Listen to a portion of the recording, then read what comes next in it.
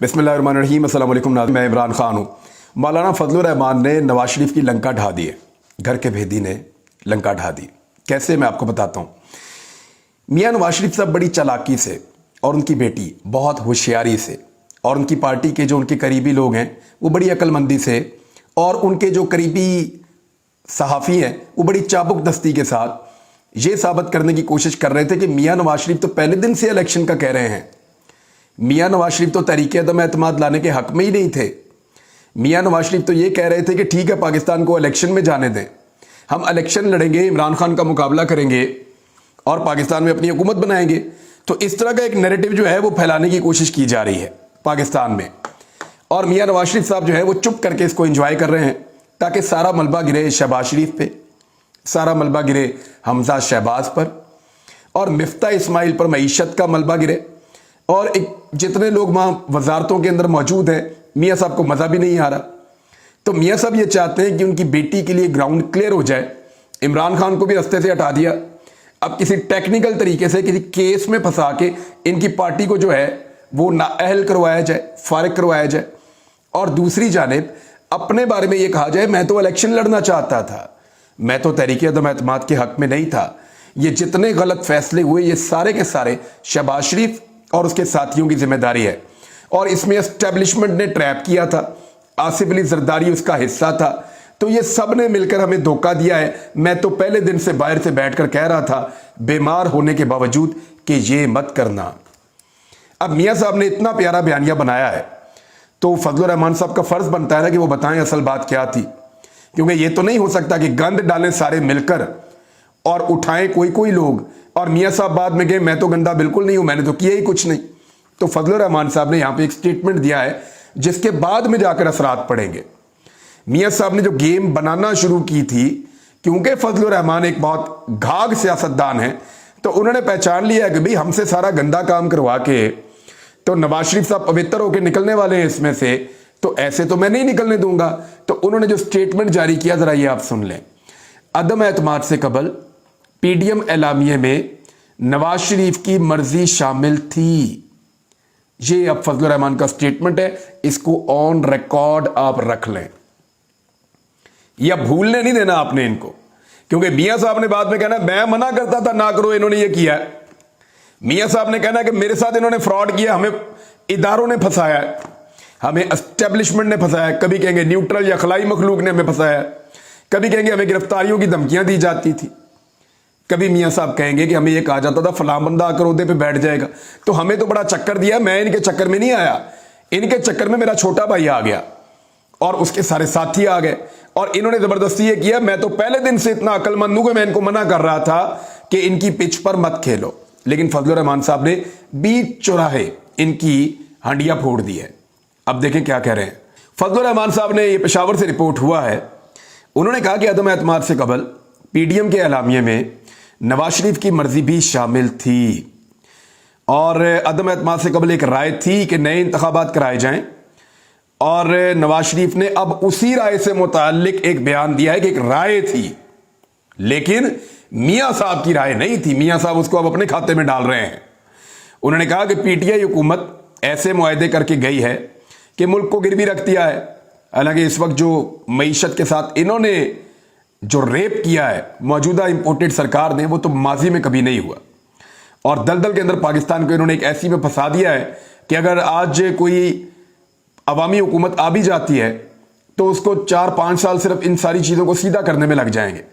और अल्लाह ताला की कोई मदद शामिल हो जाए, कुछ चीज़ें तेज़ी से हो जाएं, को पाकिस्तान के दोस्त ममालिक साथ दे लें, तो भी पाकिस्तान को इससे निकलने में 3 साल लग जाएंगे।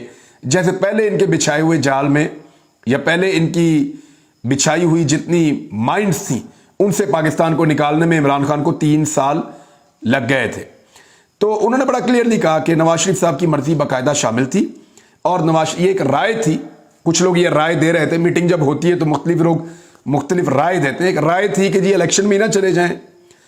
तो इमरान खान ने मौका तो बनाया, लेकिन तहरीक अदम एतमाद के मामले में मियाँ नवाज शरीफ साहब जो हैं उनकी मर्जी शामिल थी कि तहरीक अदम एतमाद लाई जाए। तो इस चीज़ को अब रिकॉर्ड पे हमेशा रखा जाए। एक और पाकिस्तानियों के साथ जुल्म होने वाला है, मैं ज़रा उसका آپ کو بتا دیتا ہوں کہ امکان کیا ہے جو سورسز سے خبر آ رہی ہے. وہ یہ کہہ رہی ہے کہ پیٹرول 10 روپے لیٹر اور ڈیزل 17 روپے لیٹر مزید بڑھنے والا ہے. یہ پاکستان کا بیشتر میڈیا اس کو رپورٹ کر رہا ہے. غریب عوام پر ایک اور بوجھ ڈالنے کی یہ تیاری ہے. پیٹرول 10 اور ڈیزل 17 روپے فی لیٹر مہنگا ہونے کا امکان ہے. اس سے ہوگا کیا؟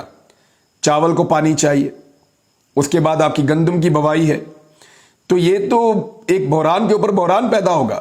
اور اس پنجاب حکومت نے جو حمزہ شہباز کی گئی ہے، حمزہ شہباز کی پنجاب حکومت جو گئی ہے، اس کا جو سب سے بڑا جرم ہے وہ میں آپ کو بتا رہا ہوں، جو کل کو کسی اور کے کھاتے میں آپ مت ڈالیے گا.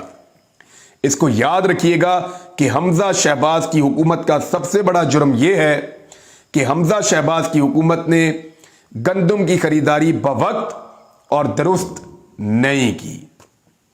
حمزہ شہباز کی پوری توجہ یہاں پہ تھی کہ لانگ مارچ والوں کو مارو. مئی کے مہینے میں آپ کو یاد ہے 25 مئی کو وہ مار رہے تھے. یہ وہ ٹائم تھا 20-25 دن کا جب خریداری کی جاتی ہے، گندم کی پروکیورمنٹ ہوتی ہے، باردانہ دیا جاتا ہے، کسانوں سے گندم خرید کے سٹور کی جاتی ہے، جس کی بنیاد پہ پورا سال چلتا ہے. تو پنجاب کا کیونکہ اس میں ایک بہت بڑا رول ہوتا ہے، تو پنجاب میں گندم کی خریداری کا ایک بہت بڑا ٹاسک تھا جس کو حمزہ شہباز نے پورا نہیں کیا.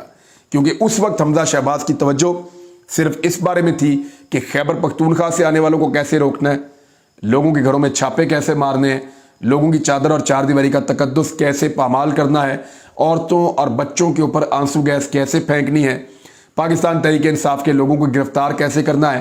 یہ سارے کام ان دنوں میں حمزہ شہباز کر رہے تھے اور بالکل توجہ نہیں تھی پاکستان کے سب سے بڑے ٹارگٹ کی طرف. تو انہوں نے گندم کی خریداری ٹھیک طریقے سے نہیں کی اور یہ بحران آپ کو نومبر اور دسمبر میں آ کر آپ کے گلے پڑ جائے گا. نومبر اور دسمبر میں آپ کے گلے میں وہ والا بحران پڑے گا جس کی داغ بیل رکھی گئی ہے اپریل اور مئی کے آخر تک حمزہ شہباز کی جانب سے. تو اس جرم کی سزا جو ہے وہ پاکستانی بھگتیں گے اگر پاکستانیوں کو وافر مقدار میں گندم نہیں ملتی. تو گندم کو آپ جب امپورٹ کریں گے تو وہ مہنگی ملے گی. آرمی منڈی میں قیمت بڑھ چکی ہے اور رشیا اب پاکستان کو 30% کم قیمت پہ گندم نہیں دے گا، کیونکہ یہ وعدہ انہوں نے عمران خان کے ساتھ کیا تھا. یہ وعدہ وہ نواز شریف، فضل الرحمان، شہباز شریف، آصف علی زرداری ان لوگوں کے ساتھ کرنا نہیں چاہتے. تو یہ آپ کلیئر کر لیں. ایک تو پیٹرولیم مصنوعات کی قیمتیں بڑھ رہی ہیں، دوسرا ایک بہت بڑا بحران آپ کے دروازے پہ کھڑا ہے جس کا ریسپانسبل حمزہ شہباز اور ان کے والد شہباز شریف ہیں، جبکہ آپ پی ڈی ایم کی باقی جماعتوں کو بھی حسب توفیق اس کے اوپر آپ ان کو جو آپ بدوائیں دینا چاہیں آپ دے سکتے ہیں. اب اس میں کچھ لوگوں کا یہ ماننا ہے کہ کیونکہ پاکستان میں آج تک کوئی بھی حکومت احتجاج کے ذریعے سے نہیں گری تو اس مرتبہ بھی حکومت احتجاج کے ذریعے سے نہیں گرے گی. دیکھیے میں آپ کو ایک چیز بتا دیتا ہوں کہ احتجاج کے ذریعے سے پبلک تو موٹیویٹ ہوتی ہے، فرق تو پڑتا ہے حکومتوں کو، حکومتیں چاہے نہ گری ہوں. میرا یہ ماننا ہے کہ پاکستان میں آج تک پولیٹیکل پارٹیوں نے جتنے بڑے بڑے احتجاج کیے ہیں وہ اسٹیبلشمنٹ کی مدد اور ان کی مرضی سے کیے ہیں. چاہے وہ عمران خان صاحب کا دھرنا ہو، اس کے بارے میں بھی یہی کہا جاتا ہے، چاہے وہ طاہر القادری صاحب کا بار بار آنا ہو، اس کے بارے میں بھی یہی کہا جاتا ہے، فضل الرحمان کا بار بار آنا ہو یا تحریک لبیک کا آنا ہو. ان تمام جماعتوں کے بارے میں بار بار یہ کہا جاتا ہے کہ پیپلز پارٹی یا پی ایم ایل این والے آ رہے ہوں.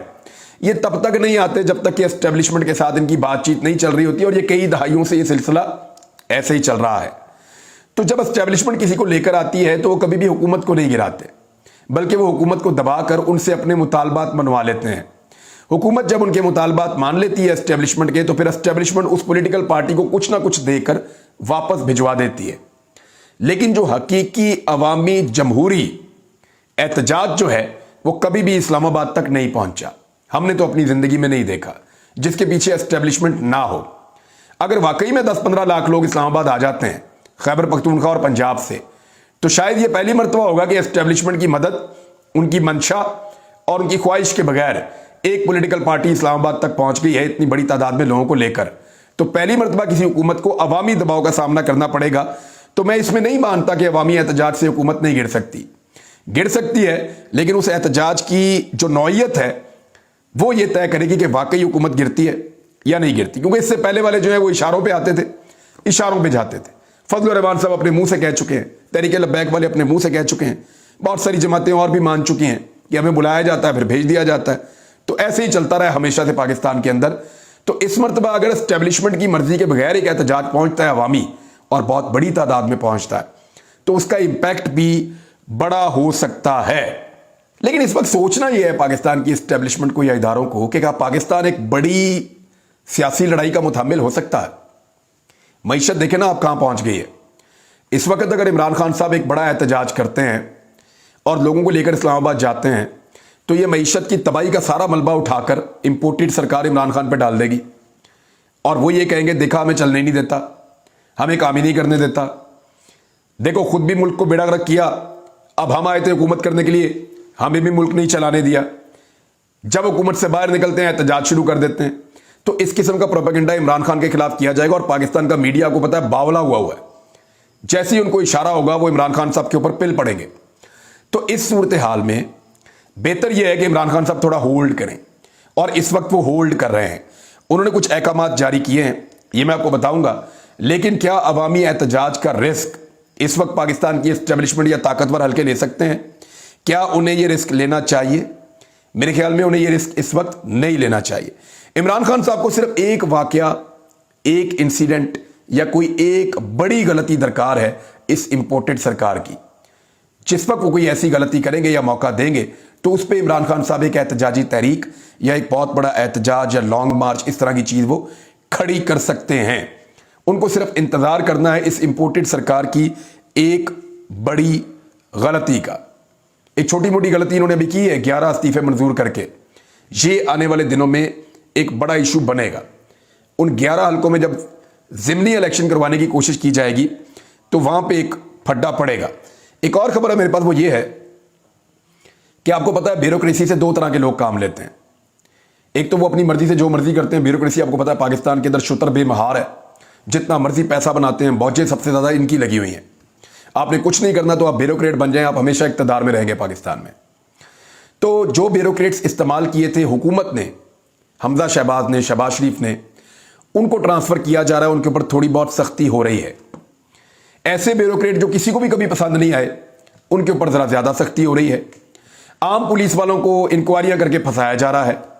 लेकिन वो ब्यूरोक्रेट और पुलिस वाले जो ताकतवर हलकों के लिए काम करते रहे हैं और उनके इशारों के ऊपर लोगों को उनका बाजू मरोड़ते रहे हैं, उनको बचाया जा रहा है।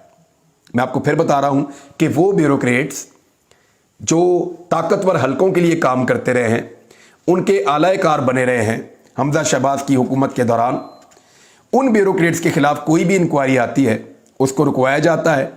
ना उनकी ट्रांसफर पोस्टिंग होने दी जा रही है, ना उनके खिलाफ कोई तादीबी कार्रवाई होने दी जा रही है। तो वो जो ताकतवर हलके हैं, बहुत ताकतवर लोग हैं पाकिस्तान के, वो अपने मनपसंद ब्यूरोक्रेट्स जो उनकी मदद करते रहे हैं, उनकी प्रोटेक्शन के लिए इस वक्त काम कर रहे हैं। और इसके ऊपर लोग जो हैं वो बेचारे सीख पा रहते हैं।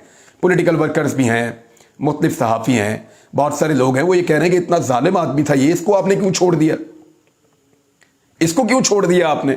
तो पता चला कि उसके पीछे बहुत ताकतवर लोग हैं जिन्होंने उससे काम लिया था, वो उसको इस वक्त प्रोटेक्ट कर रहे हैं। इमरान खान साहब ने दो बड़े ऐलानात किए हैं।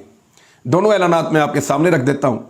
पहला ऐलान इमरान खान साहब ने यह किया है कि जो सैलाब से मुतासरा अफराद हैं उनकी फौरी तौर पर पंजाब हुकूमत जितनी मैक्सिमम हो सकती है मदद करे। और यही अहकामात जो हैं खैबर पख्तूनख्वा के लिए भी जारी किए गए हैं। यहां से कुछ इमदाद जारी की गई है कि जो जाँ बहक अफराद हैं उनके लवाहिकीन के लिए भी जो है वो उनको भी रकम दी जाएगी। जिन लोगों के घर गिर गए हैं उनके लिए भी इमदाद की जाएगी। जिनकी फसलें तबाह हुई हैं उनके लिए भी पॉलिसी बनाई जा रही है। लोगों को वापस उनके इलाकों में बसाने के लिए, उनकी मदद के लिए बाकायदा हुकूमत पंजाब भी काम कर रही है, खैबर पख्तूनख्वा हुकूमत भी काम कर रही है। और सिंध हुकूमत अभी तक इस बात का अंदाज़ा नहीं लगा सकी कि सक्खर बैराज के पानी में तैरने वाली जो लाशें हैं, जो लगभग 30 के करीब लाशें अब तक रिपोर्ट कर रहे हैं लोग के वहां से गुजरी हैं, जिनमें से 6-7 निकाली गई हैं, बाकी अक्सर वहां पे तैरती हुई दिखाई देती हैं।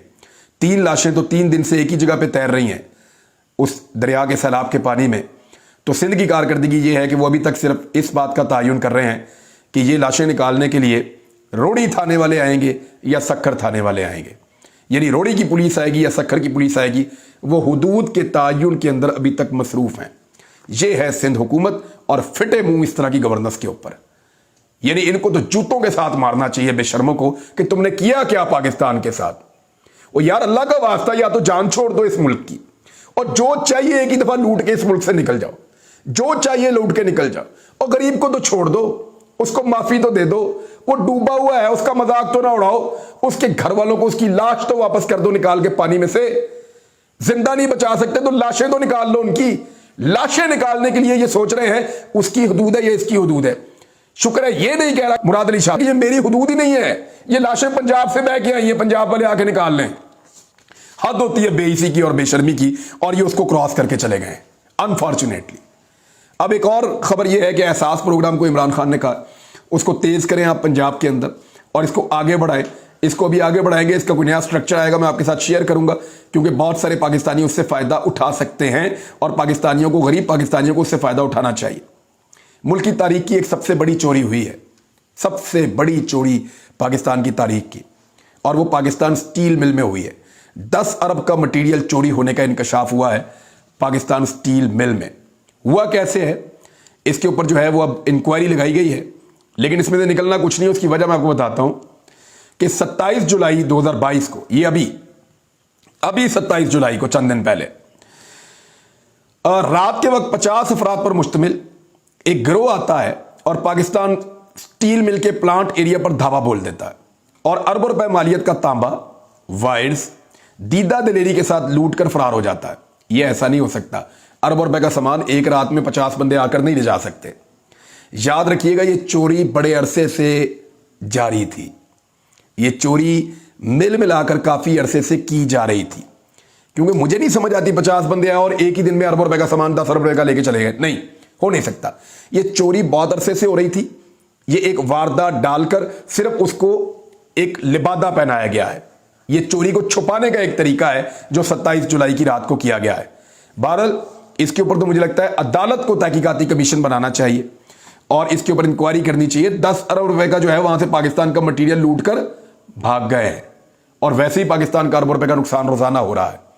ऐसे चलता है मुल्क, ऐसे तो नहीं चलता। अब तक के लिए इतने, अपना ख्याल रखिएगा, अपने इस चैनल का भी। अल्लाह हाफिज।